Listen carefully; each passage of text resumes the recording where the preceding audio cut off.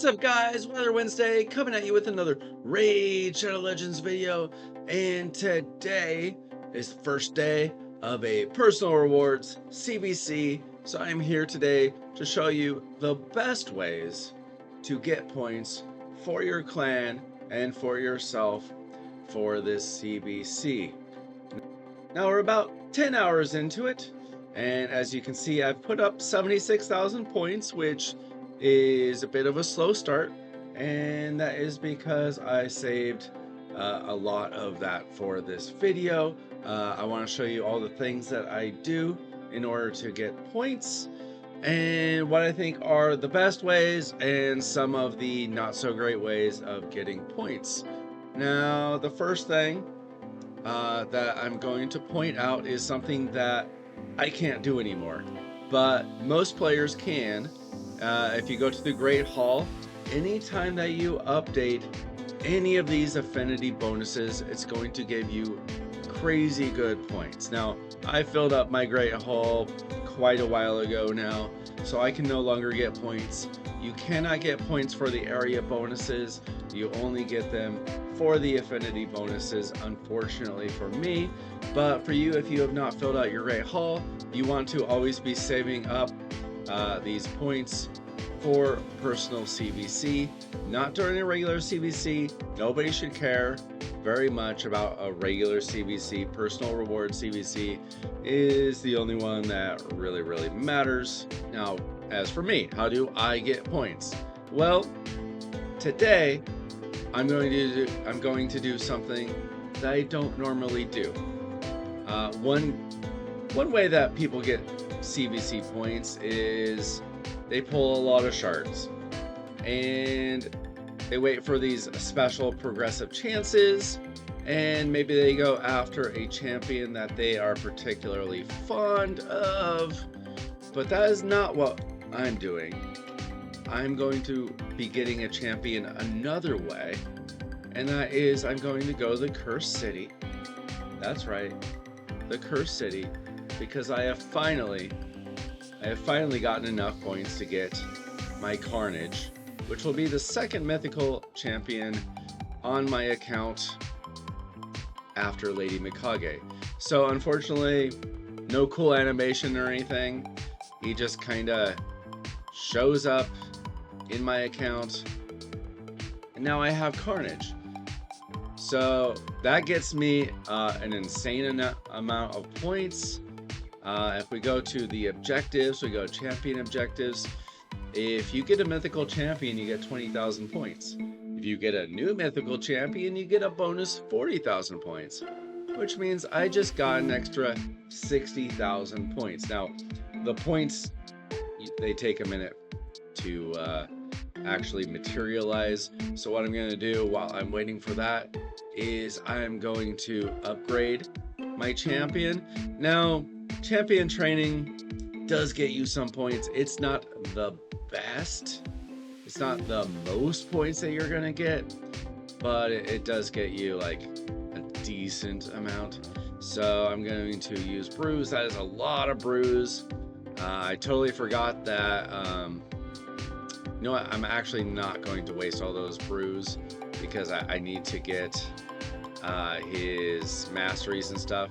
So what I usually do is I'll get a champion with brews up to like level 20 or so, and that'll get me some points for champion training, and then I'll get the rest of the levels through doing his mastery runs. So that did give me 760 points, which is kind of nice. I'll go ahead, and it looks like you need a lot of these bad boys apparently to get him all the way to 6-star ascension there, and that got me quite a number of points as well, so that's nice. But the thing that's going to really rack up the points is mythical books. Save your books for personal CVC. As you can see, I've got 17 mythical books, I've got 30 legendary books, and I've got 47 epic books. That's not all from the past month. It's not all from the 4 weeks between personal CVC. I just didn't use them all last time.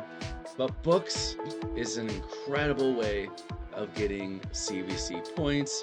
So I'm going to just max him out. Now I've got to max out both forms, but as you can see, just those 5 books, 20,000 points. So if you do the math, that's 4,000 points per mythical book, which is a lot. We got to do more on this side. And that gets me another 24,000 points. And I've still got 6 mythical books. If I ever actually pull a mythical champion from a shard, it hasn't happened yet. Now, so you get 4,000 points for every mythical book. That's pretty rare for most of us. But you get 3,000 points for every legendary book that you use, and 1,000 points for every epic book. And if you're still building rare champions, and I don't recommend building very many of them. Personally, I hate building rare champions and haven't built any in a long time. But if you just want to use them randomly, you can use random books and you're going to get 500 points per rare book that you use. So that's a ton of points.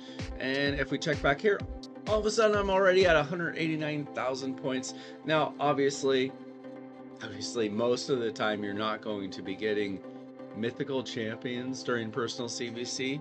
But if you happen to pull a mythical champion, you can save the booking process for personal CVC if you have any patience, or if you're at least close to personal CVC. I just happened to be able to earn my Carnage like 2-3 days ago or whatever. So that's a rarity for me. But what isn't a rarity is saving up all the skill books for legendary champions.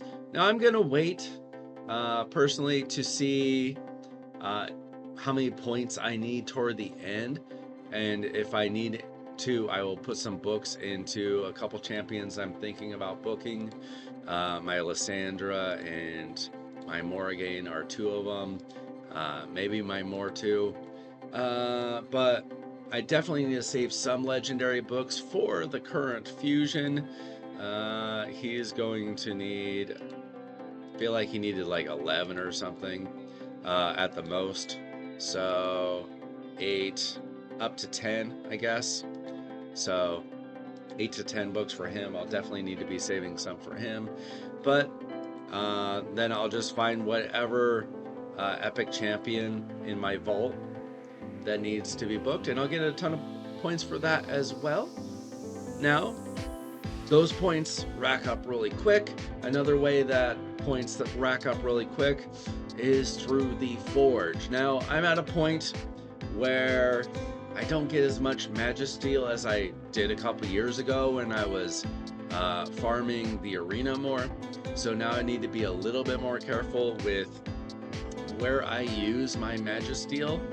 But basically, I'm going to be using it for my perception gear, perhaps for my fatal gear, and most importantly for my lethal gear, which I saved up for this time. And then also we just had a thing where we got some bolster gear. Obviously I'm not going to get a whole lot of that, but I pretty much save up for the 5 to 6 star. But you get a ton of points for this, you get great gear, and when you sell the gear that isn't good, you get silver for it.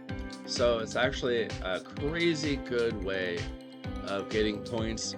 Now, just for an example, I'm going to try to get some lethal gauntlets, and I'm going to try to get it with crit rate, and I'll just do a 10 pull, show you how it works, see the crazy points that you can get for this.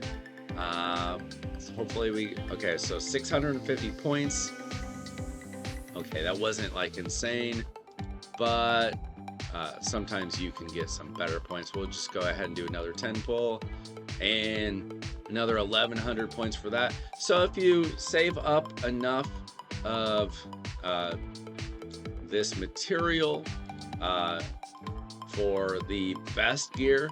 I wouldn't recommend it for just any gear unless you're pretty early on. Perception is amazing, lethal is amazing,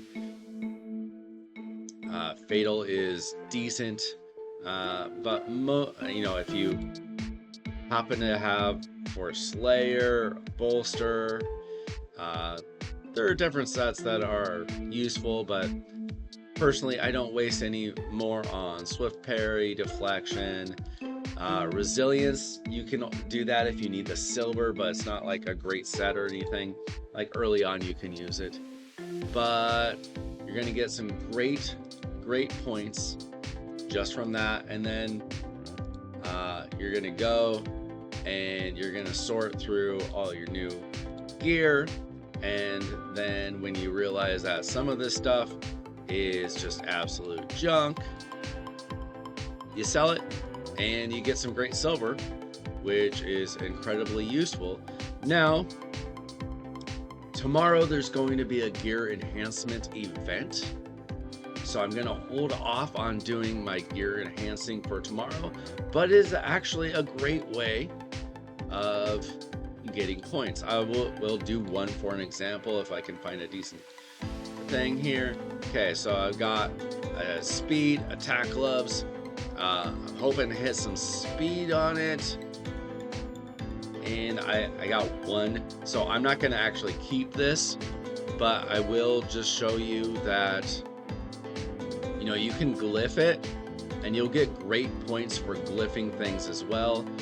That only 5 points for a 1-star, obviously, but if you do if you do any of your 5 or 6 star glyphs, you're gonna get great points just for upgrading your gear, ascending your gear, and not only that, but you can enchant the gear and you can ascend the gear. If you ascend it with your oils, if you've been saving up the oils, you get great points for ascending your gear as well. Now, we'll move on to just kind of the regular things that are going to get you some points. You're going to get terrific points for Tag Team Arena. Regular Arena, Live Arena, not the best points, but you're going to get great points for doing Tag Team Arena. So you definitely want to get your level up as high as possible. I usually land in Gold 1 for Tag Team Arena, but the highest that you can get for Tag Arena is great. And then what you want to do is just put in the weakest defense possible so that you will stay low, and then you will get these just super easy fights. I recommend getting as many Tag Team Arena fights as is feasible. I even put gems into getting extra Tag Team Arena fights only during these 2 days. And then I just take on these easy battles. Try to take on some like level 1s or some rares or whatever. As you can see, a lot of people do this same strategy. I don't recommend worrying too much about Classic Arena. The points just are very weak. Now, another thing that people commonly do is save all of your faction wars for CVC. The higher stage that you can do, the more points that you're going to get. So it's not like a ton of points, but it is free points. It's good points. It'll help you out. As you can see, I'm up to nearly 200,000 points, and I still have a lot of farming to do with the forge and all that. Demon Lord, you actually get points for claiming your chest. So I recommend getting as many chests, the biggest chests that you possibly can. I actually try to get every day Ultra Nightmare, Nightmare, Brutal, and Hard. And during CVC, you might be getting some extra keys, which would be helpful. It's not a ton of points, but it is free points. It's easy points. And that's kind of what you're looking for, is to get as many points as possible from as many areas as possible.